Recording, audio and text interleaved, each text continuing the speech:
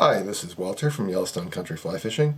This is a Montana Guide Flies fly tying video for March 19th, 2025. And what I'm doing here is a kind of a continuation of the series of the things I would actually be using right now. I do actually guide a little bit in March, and more on the spring creeks than anywhere else actually. I would love to guide more, but a lot of people aren't coming here yet because it's still snowing a lot. But this is the sort of San Juan worm I would use on the Paradise Valley Spring Creeks or on the Lower Madison, occasionally on smaller lakes like up in Yellowstone Park, but really good this time of year on the Spring Creeks, would be good on eastern or midwestern tailwaters or places that see a whole lot of pressure like Colorado, things like that. We don't really use these on our primary tailwaters, the Bighorn and the Missouri. Use them a little bit on the Lower Madison.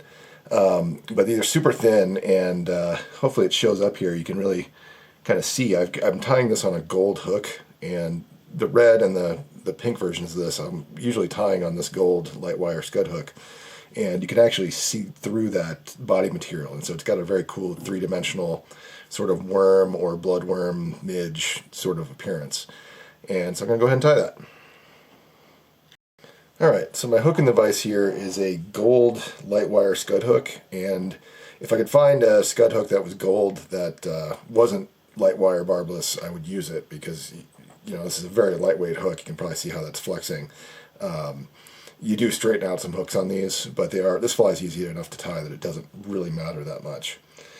And then my thread is actually going to be monofilament here, and this is clear 0.004 ultrafine kind of monofilament.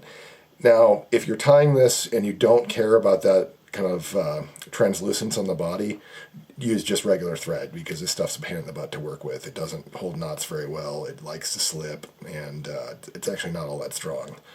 If I had red, I would use that, red monofilament. I would use that, but I don't have any. So the first thing I do there is start the thread up front, and I've got a strand of red spandex here, and you can tie this in pink. I also tie this, I think I still have a video up of my triple threat worm or White River worm. I also tie this in that color combination, which is red out the front, black tubing for the body, and then brown out the back. That works great in the Midwest. That actually works on the Gardner as well. But red and pink, your standard San Juan colors are certainly the main colors for this. I'm going to go ahead and tie that in, and I like tying it in. I like a long, body on this fly. I like it long and skinny, and so you can see how long. That Sexi Floss is out of the frame here, and so you can always cut it shorter if you want, but I start off leaving it really, really long.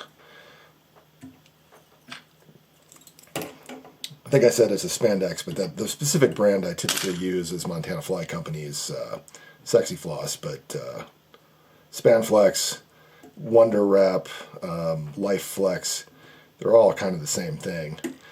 And if you notice there, I like to saw the monofilament thread. I find that gets a cleaner cut on this pattern.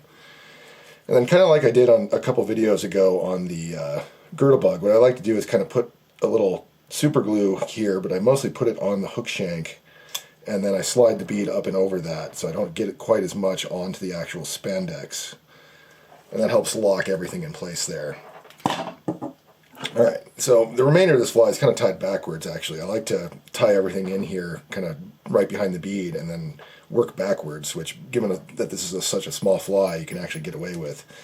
But the reason I'm using this clear mono, you can see there, it kind of looks white right now, but you can still see that hook through that. That's why I'm using that. The Sexi Floss is also pretty translucent, and so with if I just used a straight red thread, it would not show through as well.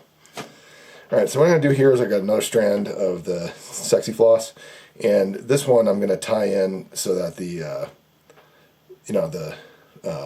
tail, I guess, or the rear extension of the body is sticking out the back.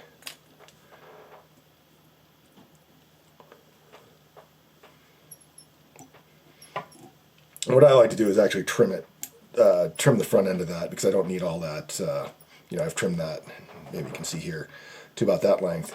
And that just makes it easier to wrap everything in because I don't need that whole strand to wrap this. And this stuff's pretty cheap, so any waste isn't really a big deal. Alright, so I've wrapped down, you know, to the top of the bend there, kind of where you would start a traditional San Juan worm. And I'm just going to grab that remaining pieces of spandex here, and I'm just going to wrap that. Now, I used to worry a lot about getting these twists in it because I'm not, you know, untwisting it between each every turn. And I found that once you stretch it and actually get it onto the hook shank, you don't really notice that anyway. And so it's faster just to grab it and go. And you saw how quickly I was able to do that.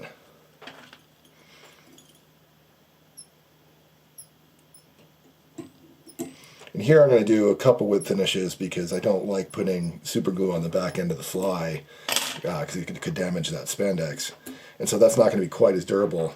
I am going to actually coat the whole thing here with head cement to give it a little more durability. And that also will create a little bit more translucence, etc. Now, I don't like using resins on this fly. If I had wrapped a a D-rib or something for the body, that would work okay, putting resin, UV resin over it for reinforcement. I just, on the Sexi Floss, the spandex materials, I don't think they really like being coated with resin.